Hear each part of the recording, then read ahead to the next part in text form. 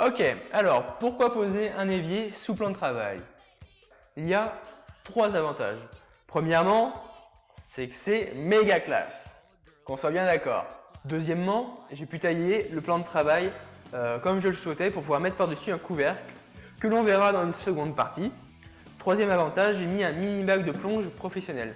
Pourquoi professionnel? Parce que les bacs pro m'a permis donc de poser un vrai bac de plonge assez profond, suffisamment profond, même pour les énerver comme moi qui foutent de l'eau partout quand ils essayent de faire la vaisselle dans une cuisine normale. Et le tout pour le prix d'un évier correct. Alors il y a un inconvénient dont on m'a parlé et auquel j'ai pensé, c'est qu'évidemment le plan de travail est en bois.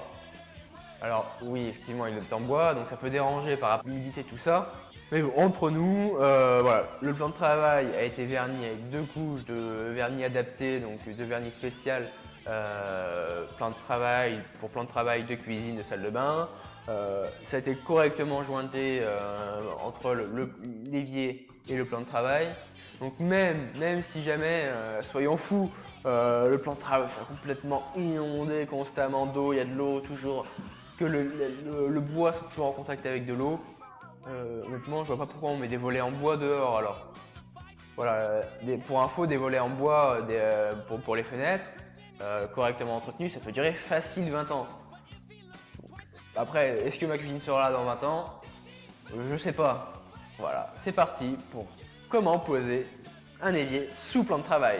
Après avoir précisément tracé l'emplacement de l'évier en y retirant 2 mm de marge tout autour par sécurité, je perce un trou à la perceuse pour pouvoir passer la lame de ma scie sauteuse puis couper à l'intérieur du tracé. Ah oui, et pensez à mettre quelque chose en dessous pour éviter que ça tombe, ça peut être une bonne idée. Alors les bornes ne sont pas encore parfaitement à la bonne taille, il y a encore 2 mm à retirer, il y a quelques irrégularités à lisser. Donc pour faire ça, j'ai utilisé ma meuleuse avec un disque à poncer de gros grains. Alors attention, il faut y aller doucement et faire plusieurs passages car ça peut aller très vite, je dirais même que ça rabote. Et la partie la plus cool, la taille du rebord au ciseau à bois. Alors c'est la partie la plus créative, on peut faire presque ce que l'on veut, soit légèrement arrondir les bords, faire des rigoles pour que l'eau puisse s'écouler, tout ce que vous voulez. En ce qui me concerne, j'ai simplement arrondi les bords de devant et de derrière, légèrement, et j'ai beaucoup plus largement raboté les bords qui sont sur les côtés, pour pouvoir par la suite encastrer un couvercle qui ne dépasse pas. Hop, et voilà le moment de fixer l'évier au plan de travail. Donc, personnellement, je l'ai fixé avec de la colle néoprène, mais je vous le déconseille car déjà c'est chiant à coller. Et en plus c'est inutile parce que de toute façon aucune colle ne pourrait être suffisamment forte pour tenir ça. Donc je pense que le mieux ce serait de mettre du joint silicone en fait directement adapté au contact du bois et du métal. Pareil pour les tasseaux dont je me suis servi pour fixer l'évier, bon ça tient très bien, mais je pense que le mieux ce serait de mettre des platines galvanisées pour charpente qui aurait certainement pris moins de place, aurait été plus facile à fixer et aurait été tout aussi solide, voire plus solide. Il ne reste plus qu'à poser le plan de travail sur les meubles. Je l'ai fixé à l'aide d'équerre au mur et aux meubles, et là on commence à voir que la cuisine prend vraiment forme. Mais il manque pour l'instant un élément important au plan de travail si on ne veut pas qu'il s'abîme rapidement, la finition qui est pour moi constituée de 3 applications de teinture Vengué ou Vengé, je sais pas comment on dit, puis 2 couches de vernis spécial plan de travail de cuisine ou de salle de bain. Une Vengué et une transparente. Avant ça, comme vous pouvez le voir, je ponce légèrement le plan de travail pour enlever toutes les saletés qui a pu s'accumuler depuis sa fabrication en fait. Voilà, pour avoir vraiment un bois parfaitement propre.